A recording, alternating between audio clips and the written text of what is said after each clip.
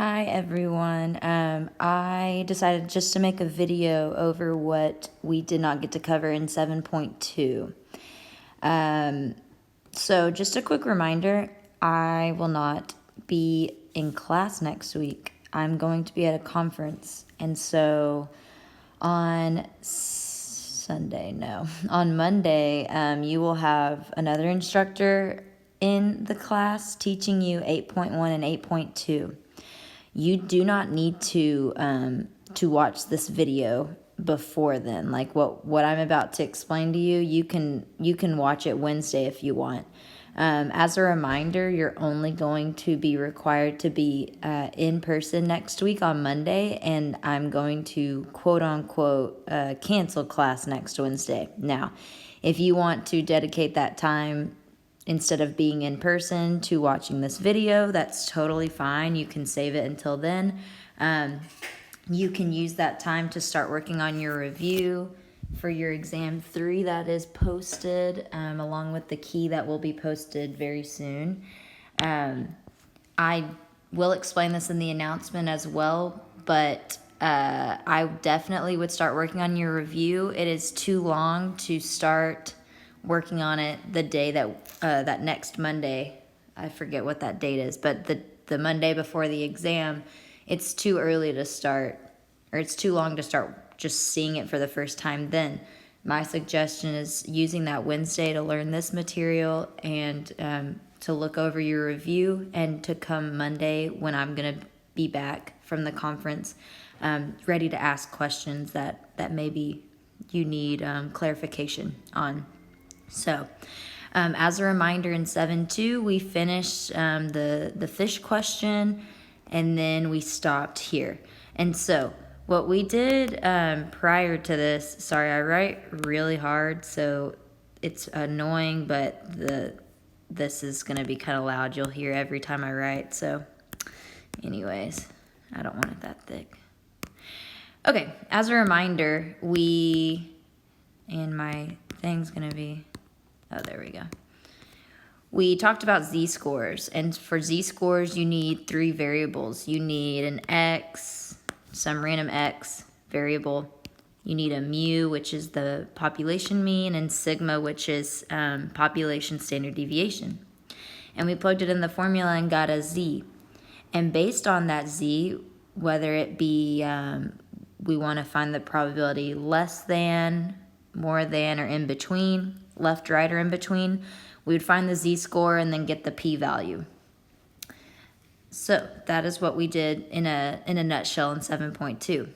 That's where we left off. Now, by the way, just a reminder, this formula is on your formula sheet. Now, let's add one more thing. What if instead, actually I'm going to go back up here, instead I said, what is the probability that the fish is over 27 inches? Instead I said, and I honestly can't remember. Let's see.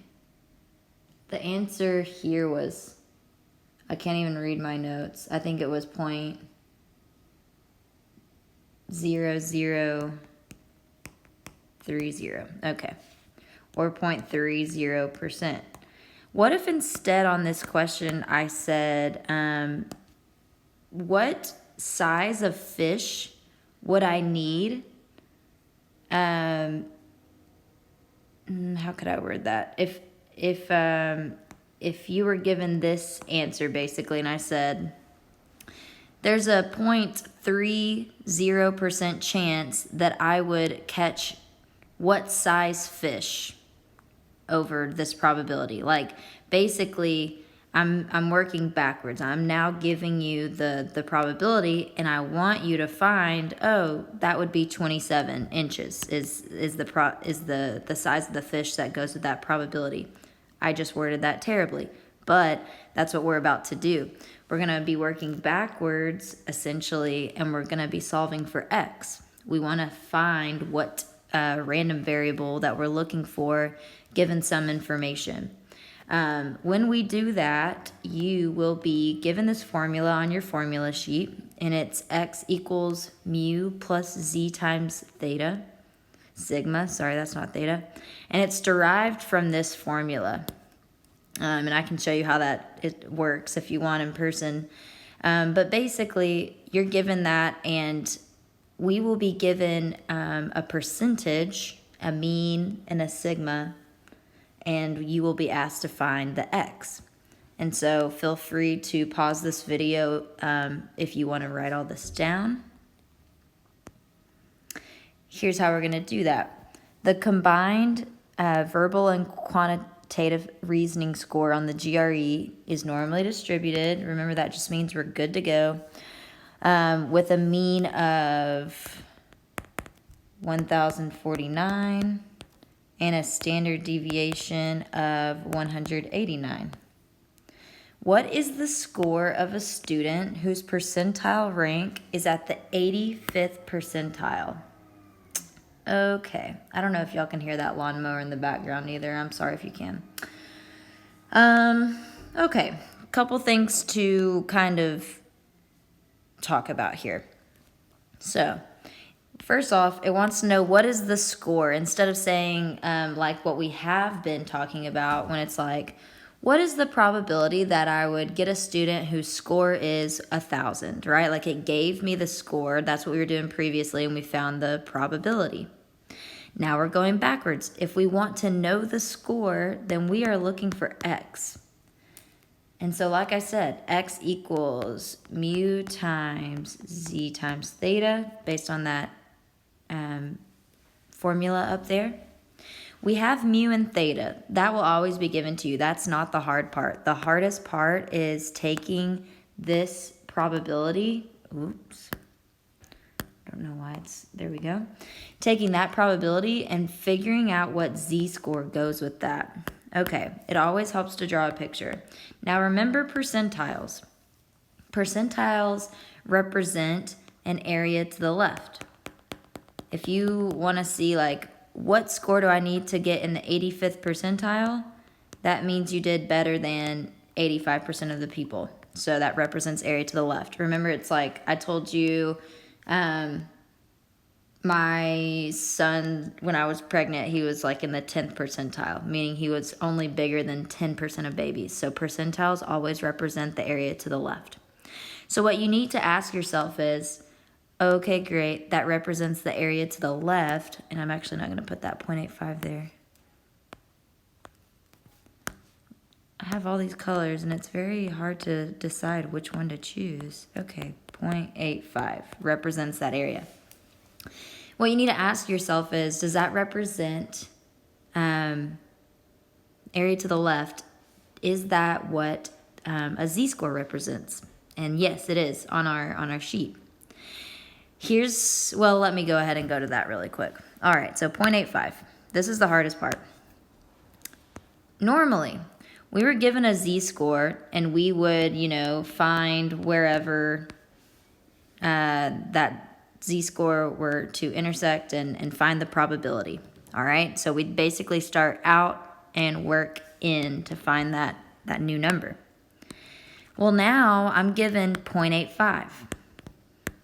Now I'm given a probability, and according to the formula sheet, I want to find the z-score. And so what you're going to do is you're going to go through all these numbers, they're in order, and find a probability, right? Like we're looking at these numbers, we're looking at the 4-digit numbers. Look at one that's close to 0.85. So if you go to 4 decimal places, 0.8500. Rarely do you get one that's exact, but sometimes it does happen. So I'm going to look like this 0.0009. That's not even close to 0.85. So I'm going to keep going. And I'm getting closer, 0.5, but I'm still not that close. And it gets bigger and bigger and bigger until, let's see, like this row is pretty close to 0.85. And so I'm going to narrow my search until I get really, really close. This one's 0.8508, 0.8485. So this one's a little... this one's truly closer to 0.8500 or 85%. This is really hard for people to see. So 0.8500. I found that number because I'm looking at the 85th percentile. That information was given to me. But the formula doesn't want the probability. The formula wants the z. So the question is, what z goes with 0.8508? That's the closest one to 0.85. And the z that goes with that is 1.04. Okay? So, I don't know how, again, this kind of confuses people when they first learn it. So you may have to go back and listen to that again. But maybe see what I'm about to do. So z is 1.04. Oops. Okay, z is 1.04. That just represents the 85th percentile, what I want to find. If I wanted to find the 90th percentile, the z would be different. 189. So we just plug in all our information. A lot of the, well, let me go ahead and do this and then. If I plug that in my calculator, I get 1,245.56. So that basically represents, I know if I want to score in the 85th percentile, that is the score that I need to score to be considered in the 85th percentile. The biggest misconception I see as in terms of these problems is instead of looking for the z-score, people want to put 0.85. 0.85 represents the proportion, the p-value, and it doesn't represent the z. So I'm going to do one more of these examples, and then there are several examples like this on your review. And then, of course, you can always message me on Canvas too. So pause it if you need another second. If not, I'm moving on. Okay, so the other example is, it's known that the length of a certain steel rod is normally distributed with a mean of 100 centimeters and a standard deviation of 0.45. Suppose the manufacturer wants to accept 90% of all rods. Determine the length of rods that make up the middle 90%. This one's a little tricky, but it's all good. Okay. Middle 90%. I'm going to draw a picture really quick.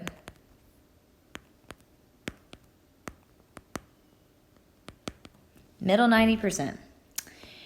If I'm looking at the middle 90%, I need to find the z-scores here and here.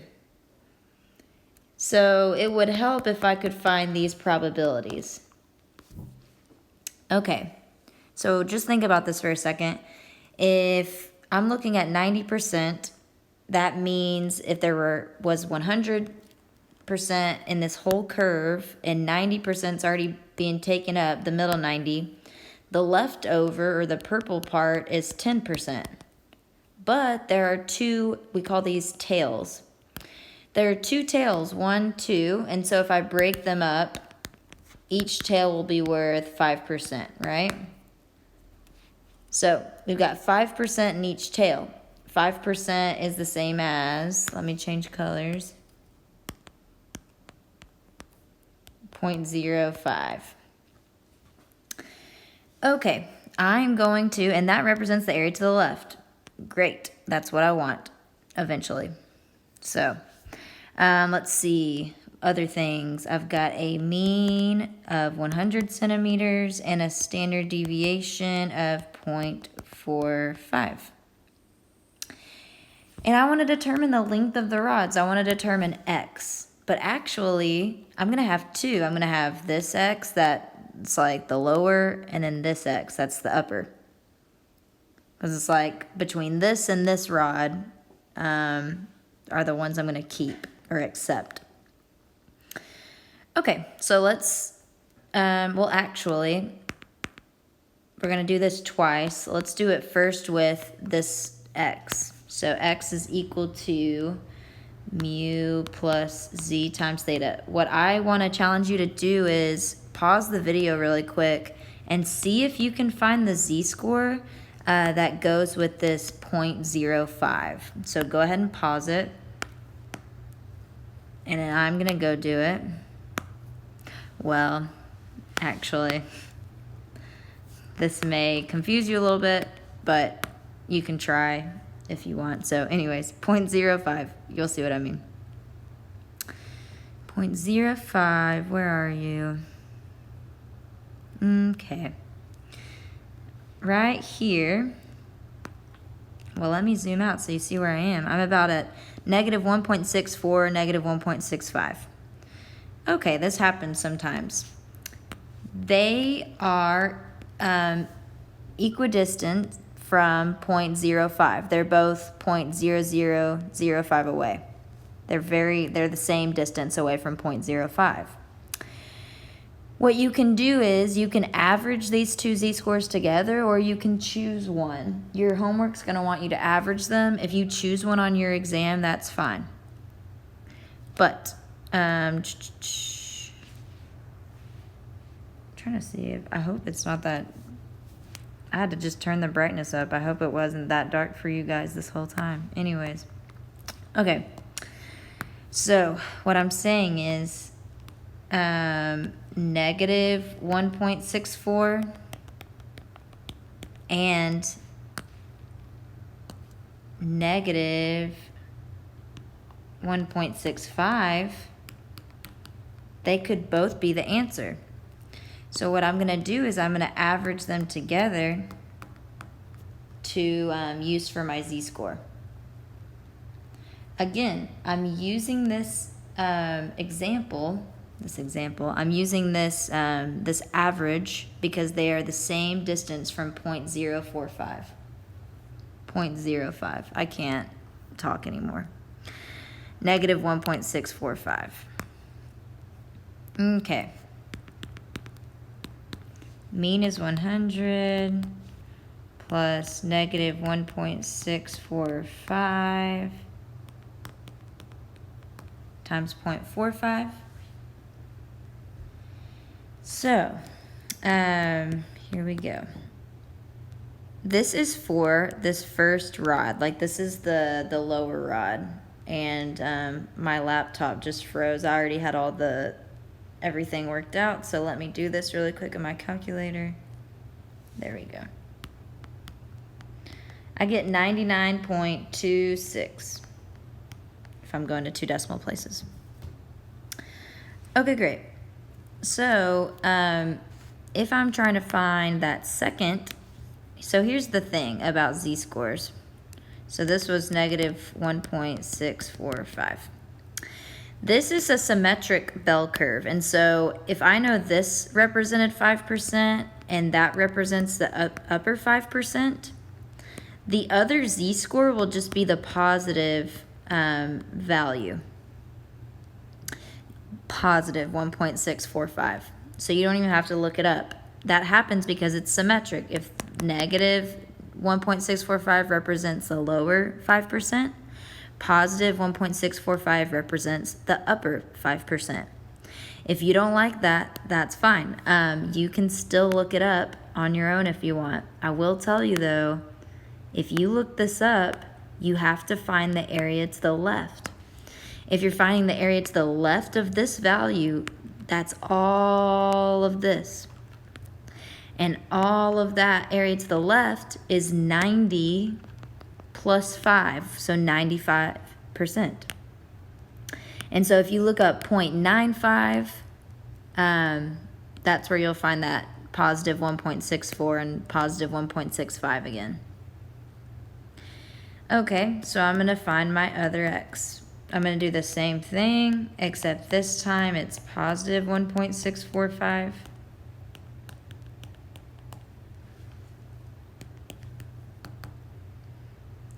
And again, let me do this in my calculator. Times 0.4. And I get 100.74. So basically, this guy's going to accept rods between these two lengths, centimeters. This isn't terrible, hopefully, but the hardest part is definitely finding, not sigma, finding your z. Okay, the last thing that I was going to talk to you about is sometimes you will be given z sub alpha. All that means is it represents the area to the right. It's just a way to notate some information. And so you can feel free to pause that and draw that picture if you want. But for example, if I were to ask you to find the value of z sub 0.025, basically what that represents is I'm telling you that the area to the right is 0.025. But the problem is, if I want to find the z-score, so this represents the area to the right. If I want to find the z-score, I need the area to the left. So we do what we do and we need to find the other. We subtract from 1. And I would get 0.975. So again, we are given an area or a probability. And so I need to go back to my z-score chart. And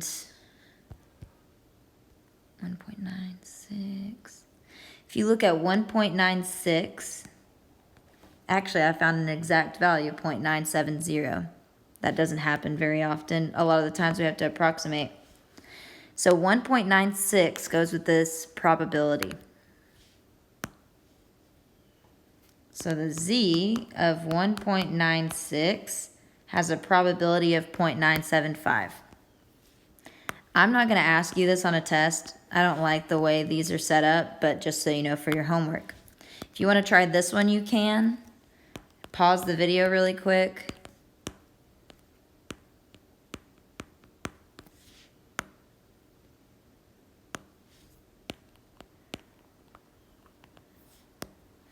Okay, if I am given the area to the right is 0.03, that means the area to the left is 0.97. I'm going to go ahead and look that up in my z-score sheet, and the closest z-score to 0.97 is 1.88. Thank you guys for watching this video. That's the end of 7.2. We do not do 7.3. I'm sorry, it's in the schedule. You shouldn't have any homework assigned in terms of that. So have a fantastic weekend. Please don't hesitate to reach out to me if you have any questions or need any help. And I will see you soon.